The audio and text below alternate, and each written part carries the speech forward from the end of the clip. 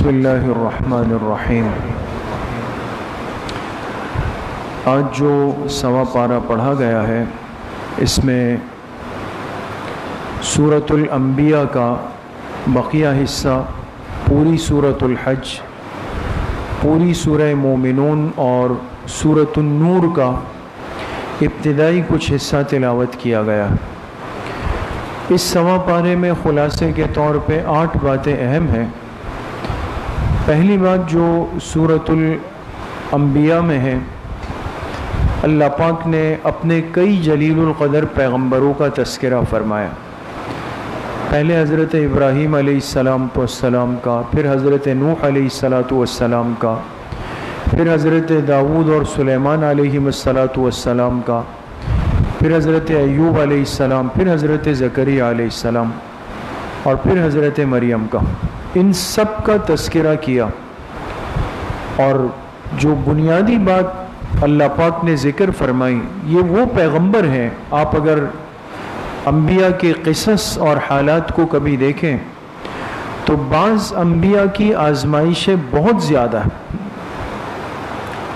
اس لیے کہ حضور علیہ السلام کا فرمان ہے، اشد البلاء علی الانبیاء، فرمایا اس دنیا میں سب سے زیادہ آزمائشیں انبیاء پر آتی، ثم الامثل فالامثل، پھر جو انبیاء سے جتنا قریب ہوگا، ان کی مشابہت اختیار کرے گا، وہ بھی اتنی آزمائشوں میں ہوگا۔ تو یہ وہ سلسلہ ہے انبیاء کا کہ جن پر آزمائشیں حد سے زیادہ ہے، ہر ایک کی آزمائش۔ لیکن اللہ پاک نے فرمایا کہ یہ سب کے سب وہ تھے کہ جب یہ آزمائش اور تکلیفوں میں آئے تو انہوں نے کیا کیا؟ کل الینا راجعون، سب کے سب ہماری طرف رجوع کرنے والے تھے، ہم سے مانگنے والے تھے۔ اب انبیاء جو اس کائنات کے مقربین ہوتے ہیں، اللہ کے بعد جن کا مقام ہے، جن کا مرتبہ ہے، انہوں نے اپنی آزمائش اور تکلیف اور پریشانی میں جس ذات کو پکارا اور جس کو اپنا حاجت روا سمجھا، مشکل کشا سمجھا اور تکلیف کو ہٹانے کا باعث سمجھا، وہ ذات دوستو کون سی تھی؟ صرف اللہ کی ذات، وہ اللہ کی ذات تھی۔ تو اللہ پاک نے یہ بات بالکل واضح طور پہ سمجھا دی کہ جب یہ میرے مقربین میرے محتاج ہے تکلیفوں میں، تو تم کیسے میرے علاوہ کسی اور کے ذریعے سے اپنی تکلیف دور کر سکتے ہو؟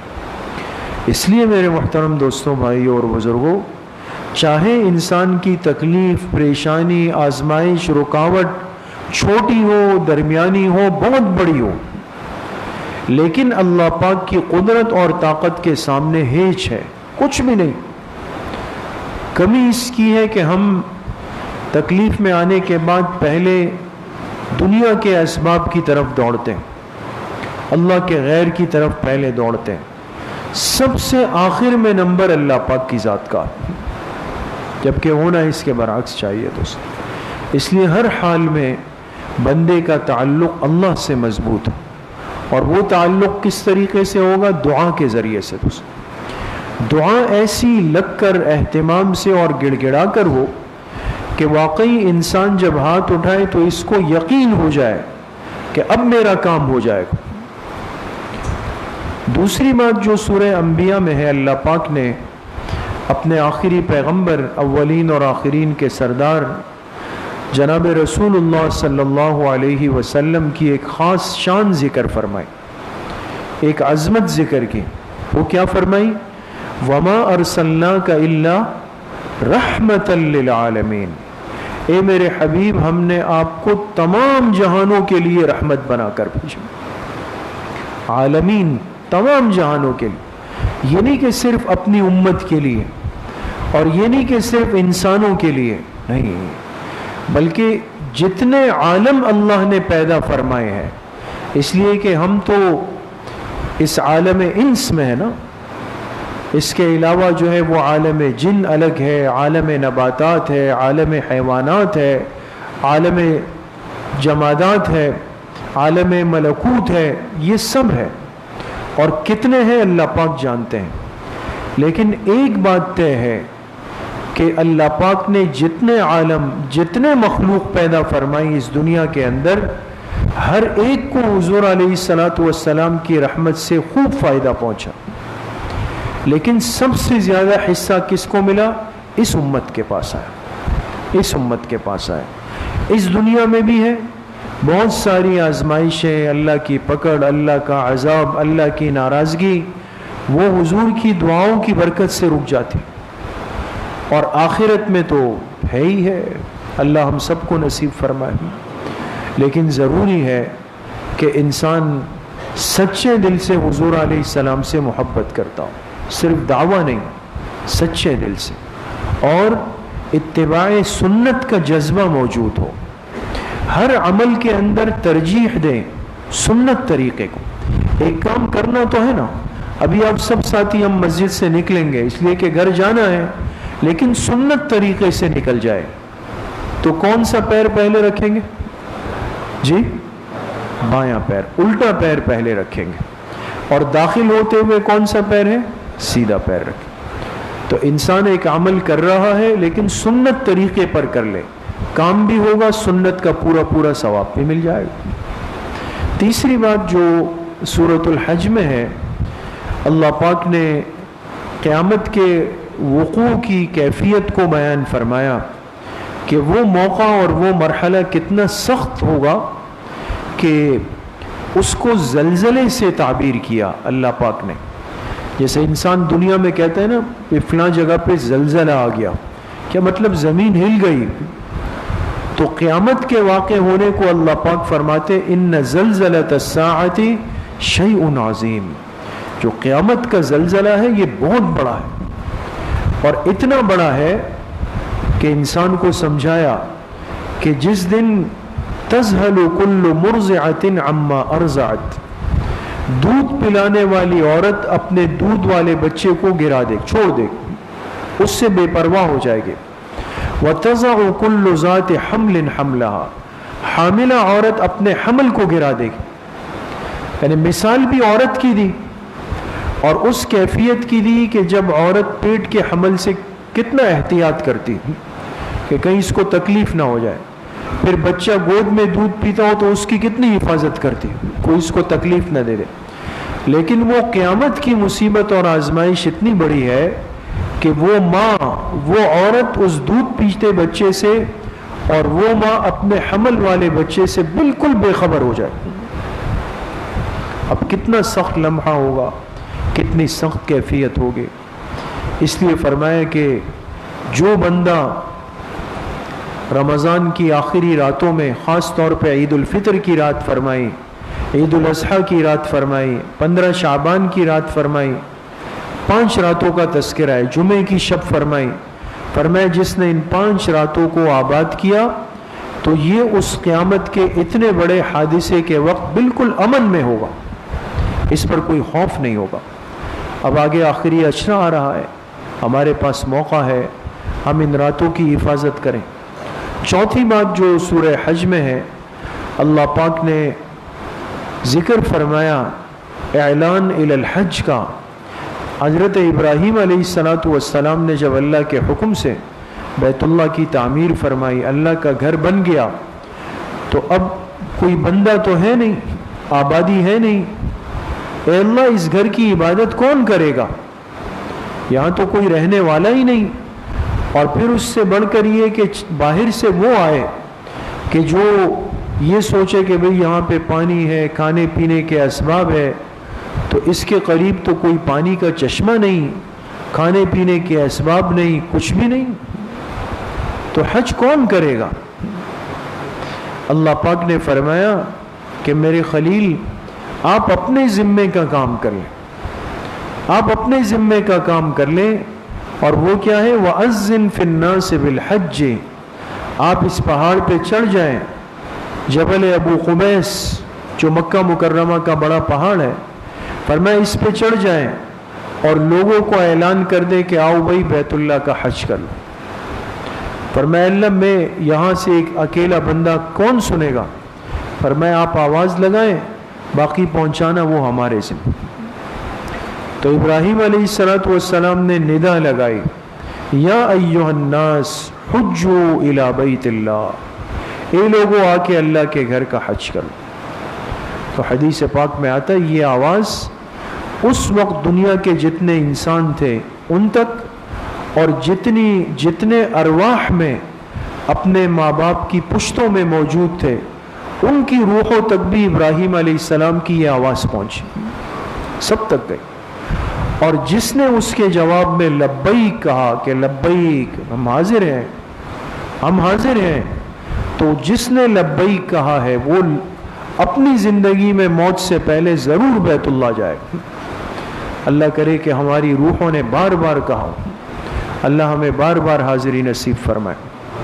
پانچویں بات جو سورہ مومنون میں ہے، اللہ پاک نے کامیاب ایمان والوں کا تذکرہ فرمایا۔ ایک ہے مومن اور ایک وہ مومن ہے جس کو اللہ پاک فرمائے کہ یہ کامیاب مومن ہے۔ قد افلح المؤمنون، یہ ایمان والے کامیاب ہو گئے۔ اب یہ کون سے ایمان والے ہیں؟ اللہ پاک نے ان کی چند نشانیاں ذکر فرمائے، لیکن اس میں سے علماء نے لکھا ہے کہ 3 باتیں ایسی ہیں کہ جو بہت قابل غور ہے، بہت قابل غور ہے، اور ایک مومن کی کامیابی میں ان 3 باتوں کا بنیادی حصہ ہے۔ وہ 3 باتیں کیا ہے؟ نمبر 1، الذین هم فی صلاتہم خاشعون۔ ہر جگہ آپ غور کریں دوستو، آپ سن رہے ہیں، کسی جگہ آپ کو یہ نہیں ہوگا کہ نماز بعد میں نظر آئی، نمبر اول پہ نماز کا ذکر۔ کامیاب مومن کی پہلی نشانی یہ کہ وہ اپنی نماز خشوع اور خضوع کے ساتھ پڑھے، خشوع خضوع کے ساتھ، عاجزی کے ساتھ، طلب کے ساتھ، یہ سستی نہیں، کاہلی نہیں، بے دلی نہیں، بے دہانی نہیں، غفلت نہیں، چست ہو کے۔ پہلے اگر سست تھا تو مسجد آ کے چست ہو جائے گا، پہلی علامت۔ نمبر 2، والذین هم عن اللغو معرضون، بیکار بے مقصد چیزوں سے دور رہیں گے۔ مومن فارغ نہیں ہے دوستو۔ یہ جو آج فراغت کی وجہ سے ہم الٹی سیدھی باتیں کرتے ہیں نا، لگائی بجائی ہو رہی ہے، غیبتیں ہو رہی ہے، اور کوئی کسی کے پیچھے باتیں بنا رہا ہے، کوئی کسی کی کھود کرید میں لگا ہوا ہے، یہ اس لیے کہ دوستو ہم نے اپنے آپ کو فارغ کر دیا۔ فارغ آدمی کے یہ کام ہے کہ بہت سارے گناہوں کو دن بھر میں جمع کرتا ہے، جبکہ مومن کیا ہے؟ اصل کامیاب مومن لغو، بیکار، بے مقصد، بیہودہ، لا یعنی ان باتوں سے اپنے آپ کو دور رکھے۔ اور نمبر 3، والذین هم لفروجہم حافظون، یہ اپنی شرمگاہوں کی حفاظت کریں گے۔ اس لیے کہ جسم کا وہ حصہ ہے کہ اگر یہ بھٹک جائے، یہ غلط استعمال ہو جائے، انسان گر گیا، انسان گر جاتا ہے۔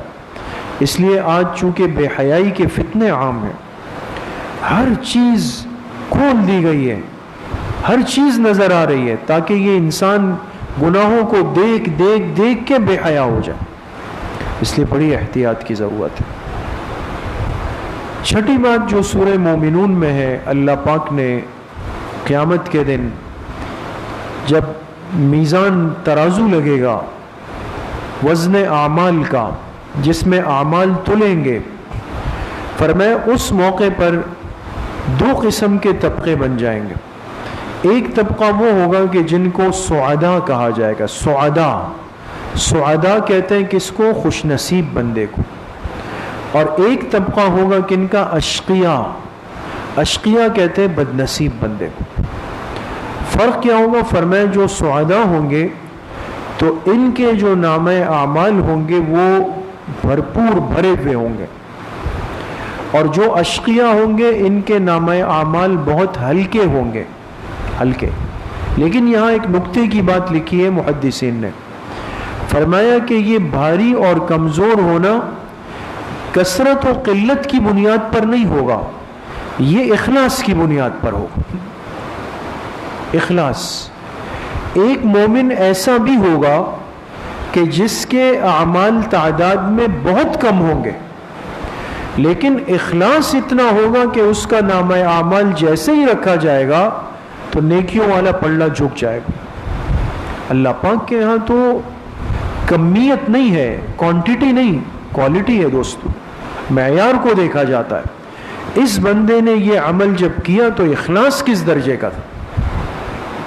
اس لیے دکھانا نہیں ہے دوستو، بتانا بھی نہیں ہے کسی کو کہ ہم آج کل کتنی تہجد کی رکعتیں پڑھ رہے ہیں، کتنے پارے آج کل تلاوت ہو رہے ہیں، اور میں نے کتنا خرچ کر دیا ہے اور آگے کیا ارادہ. یہ نہیں. جس ذات کے لیے کر رہے ہیں اس یقین کے ساتھ کہ اس کو سب کچھ پتہ ہے، ہمارے دینے سے پہلے اس کو پتہ ہے، اور ہمارے تہجد سے پہلے اس کو پتہ ہے سب کچھ، بس اس کے لیے. 7ویں بات جو سورہ نور میں ہے، اللہ پاک نے 2 سزاؤں کا تذکرہ کیا. آپ کے سامنے بات آئی 6 پارے میں کہ جو سزائیں شرعی ہو، انسان طے نہ کرے، شریعت طے کرے، ان سزاؤں کو کیا کہتے ہیں جی؟ حدود کہتے ہیں. ان سزاؤں کو کیا کہتے ہیں؟ حدود کہتے ہیں، حد. یہاں ان میں سے 2 کا تذکرہ ہے، ایک ہے حد زنا کا، ایک ہے حد قذف کا. اگر نعوذ باللہ کوئی مسلمان اپنی زندگی میں بدکاری کا مرتکب ہو جائے اور اس سے بدکاری ہو جائے، تو اب تفصیل یہ ہے کہ اگر یہ شادی شدہ ہو کر یہ گناہ کر چکا ہے اور وہ جرم اس پر ثابت بھی ہو جائے یا یہ اقرار کر لے، تو شرعی سزا یہ کہ اس کو رجم کیا جائے گا، سنسار کیا جائے. اور اگر غیر شادی شدہ سے یہ گناہ ہو جائے اور ثابت ہو جائے یا یہ اقرار کر لے، تو شرعی سزا یہ کہ اس کو اسلامی عدالت 100 کوڑے لگائیں گے. یہ تو حد زنا کا معاملہ ہے. دوسرا ہے حد قذف. قذف کہتے ہیں تہمت لگانا. ایک شخص اٹھ کر یا کوئی عورت اٹھ کر کسی پاک دامن مسلمان مرد عورت پہ تہمت لگا دے. کسی کو کہہ دیا کہ بھئی تم تو بدکار ہو، یا کسی کو کہہ دیا کہ بھئی تم تو چور ہو، مجھے پتا ہے تم چور ہو، تم ڈاکو ہو. اب آپ اگر غور کریں دوستو، ہمارے معاشرے میں تو یہ ایک روٹین کے جملے ہیں. جس پہ غصہ آیا اس کو کچھ بھی کہہ دو، اسلام سے نکال کر اس کو کافر، منافق، زندیق بنا دو تو بھی چلتا ہے. چور کہہ دو، ڈاکو کہہ دو، بدکار کہہ دو. آج کل تو ہم اس طرح کی زندگی میں گزر رہے ہیں نا. کسی سے کاروباری، سیاسی، مسلکی اختلاف ہوا، جھٹ سے اس پہ تہمت لگا دو، اس لیے کہ کوئی پوچھنے والا نہیں. اگر اسلامی عدالت اور نظام ہو نا دوستو، ایسا آسان معاملہ نہیں ہے. اگر کسی نے پاک دامن مسلمان مرد عورت کے لیے تہمت کا جملہ بولا، عدالت اس کو طلب کرے گی، اس سے ثبوت مانگے گی کہ جی آپ ثبوت پیش کریں، 2 گواہ پیش کریں، آپ نے کیسے اس کو چور کہا، اس کو زانی کہا، اس کو ڈاکو کہا. ثبوت پیش کر دیا، ٹھیک ہے، آگے معاملہ جائے گا. نہیں پیش کر سکا تو کہا جائے گا کہ آپ اپنی کمر پیش کر دیں اور اس کی کمر پہ 80 کوڑے لگائے جائیں. کیسے آپ نے ایک مسلمان کی عزت کو خراب کیا، اس کو معاشرے میں بدنام کرنے کی کوشش کی. یہ 80 کوڑے کھائے گا تو آپ بتائیں آئندہ جرأت کرے گا؟ آئندہ کبھی نہیں، بلکہ اس کو دیکھ کر پورا ملک توبہ کرے گا.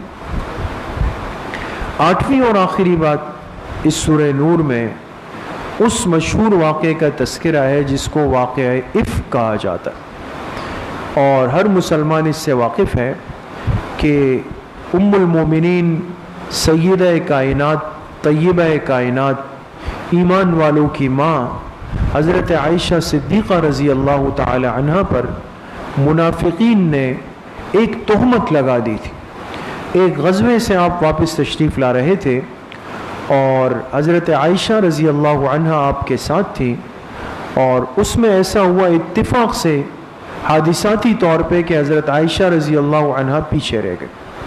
قافلہ چلا گیا. پیچھے ایک ترتیب تھی کہ ایک صحابی مقرر ہوتے تھے جو قافلے سے فاصلے پہ چلتے تھے کہ اگر کوئی چیز کسی سے گر گئی، رہ گئی.